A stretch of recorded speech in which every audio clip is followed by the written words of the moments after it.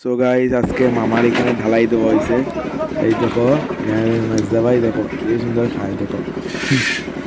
আর এটা বাপ্পা, আর এটা হলো হেড মিস্ত্রি, কাম করে পাম্পার। এদিকে বদ্দা ভাই হিসেবে খায়। ওই দেখো মামা, আমাদের এখানে তোমার কাম চলে। আইর মাছ, বাউশ মাছ, আমার সবাই জিদল চাটনি আর লেবু ডাল আর কি লাগে দাঁড়াই চলে আমার তখন দিকে এই যে পাঁচটো লাখ কাম করে এই দেখো মামা, এই দেখো মামা এখানে দেখাশোনা করে।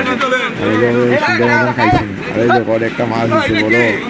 আমারও তো আর পেয়ে লাভ না, আমার তো আরো বড়টা দিচ্ছে। না না না আমি না না না না দিও না খালি না না করলে হইবনি একদম ঘরের মতো একদম না না চাল মগজ কিছু না। আরে মা কালী পূজার সময় তোমার রান্না হয়। আর এখানে দেখো ঢালাই দেওয়া চলছে, খুব সুন্দরভাবে ঢালাই দেওয়া হওয়ার। আর এই ভিউটাও তো বাম্পার আসলো, মানে কেউ করা যায় না। আমরা এখন খাওয়া দাওয়া শেষ, এখন আমরা সব দেখি।